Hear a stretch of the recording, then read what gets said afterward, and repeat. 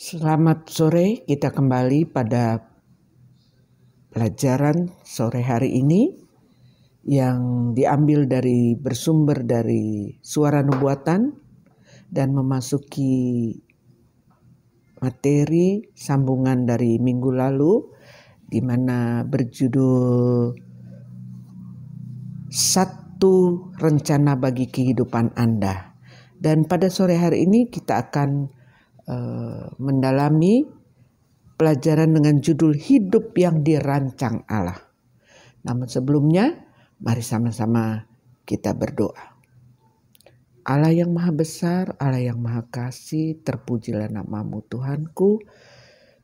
Kembali sore hari ini kami akan memulai pelajaran bagaimana menghadapi kehidupan di masa-masa kini dan masa depan yang telah Engkau rencanakan, Tuhan. Dan biarlah materi ini kiranya dapat kami pahami dan dapat kami aplikasikan dalam kehidupan kami. Kami doakan mereka yang menyaksikan program ini kiranya menerima berkat yang indah yang datangnya dari Engkau saja. Di dalam nama Yesus kami berdoa dan mengucap syukur. Amin. Hidup yang dirancang Allah. Yesus hidup selaras dengan yang dirancang Allah, sesuatu yang sudah disusun beratus-ratus tahun sebelum kelahirannya. Karena selalu menyadari kenyataan ini, ia tetap peka kepada tuntunan Allah. Kristus berkata, "Aku tidak berbuat apa-apa dari diriku, dan Ia yang telah mengutus aku, Ia menyertai aku. Ia tidak membiarkan aku sendiri, sebab aku senantiasa berbuat apa yang berkenan kepadanya." Tertulis pada kitab Yohanes 8 ayat 28 dan 29. Allah merancang kehidupan manusiawi Yesus sebelum kelahirannya. Demikian juga Allah mempunyai rencana bagi setiap manusia. Ia tahu bagaimana masing-masing kita bisa memenuhi kerinduan kita yang paling dalam dan mendapatkan kehidupan yang berlimpah. Ray tidak yakin bahwa ia selalu mau tunduk kepada rencana Allah. Tetapi ketika Ray menghadapi keputusan yang besar tentang ke perguruan tinggi mana yang ia harus pergi, ia memutuskan untuk pertama kali dalam hidupnya untuk mencari tuntunan ilahi atas persoalan ini. Ia berdoa beberapa hari dan mencoba mendengar jawaban. Beberapa saat kemudian tampaknya ia mendapatkan alasan yang paling jelas mengapa ia harus memilih pilihan B. Tidak terlalu mahal, tetapi universitas yang besar dan umum.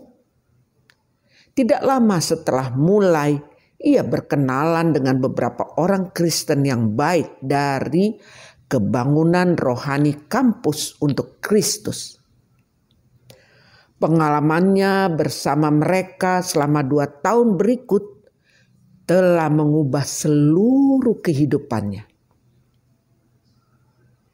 Ketika Ray menengok ke belakang, sekarang ia memperhatikan bahwa setiap kali ia menghadapi keputusan yang besar dan mencari tuntunan ilahi, Allah membuka lebar seluruh era baru dalam hidupku. Demikian Ray berucap. Lalu bagaimana Anda mengetahui rencana Allah bagi kehidupanmu? Allah menuntun dalam 3 cara. Yang pertama, Alkitab. Menurut penulis Mazmur, apakah buku pedoman kehidupan Firman-Mu itu pelita bagiku dan terang bagi jalanku. Mazmur 119 ayat 105. Firman Allah membarui pikiran kita dan memberikan kita pandangan yang baik. Roma 12 ayat 2, Mazmur 119 ayat 19. Waktu yang teratur untuk belajar Alkitab dengan penuh doa adalah cara terbaik untuk meluruskan hal-hal yang terutama dalam diri kita. Lingkungan yang dituntun Allah. Kedua, Allah juga menuntun kita melalui lingkungan yang dituntun ilahi.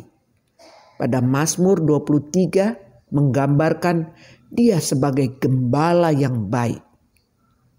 Seorang gembala menuntun domba-dombanya melalui lembah yang subur dan juga jurang yang berbatu. Ia sanggup menolong gembalaannya untuk mendapatkan manfaat dan belajar dari setiap pengalaman.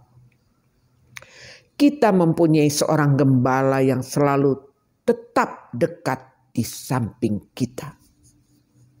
Bagian ketiga, komunikasi langsung dari Allah ke hati seorang. Allah juga menuntun kita melalui berbicara ke hati nurani kita.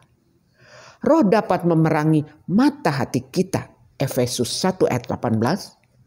Makin teguh kita berkomunikasi dengan Allah, maka makin besar kesanggupan Allah menuntun kita.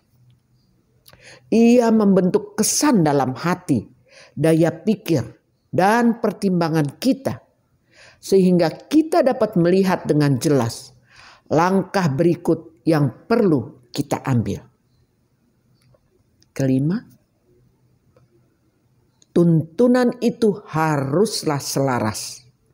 Tentu saja ada kemungkinan menganggap bahwa Anda menghidupkan suatu kehidupan yang dituntun Allah, padahal Anda hanya mengikuti kehendak hati dan gerakan hati Anda.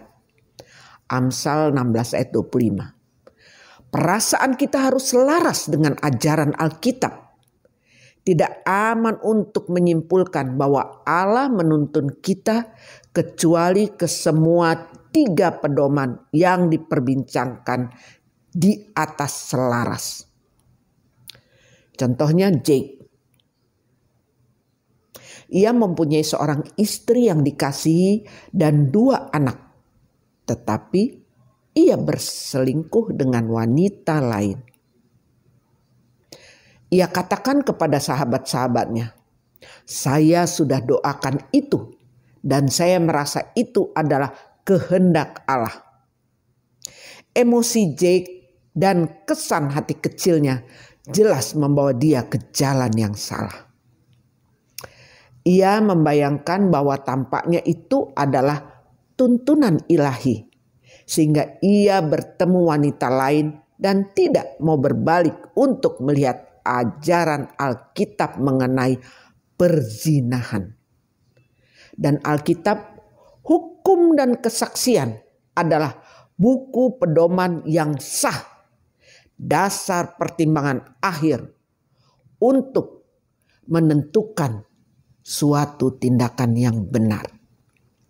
Yesaya 8 ayat 20. Membiarkan semua menuntun kita jauh dari prinsip-prinsip Alkitab. Ketika iblis datang mencobai Yesus di padang belantara, ia membujuk.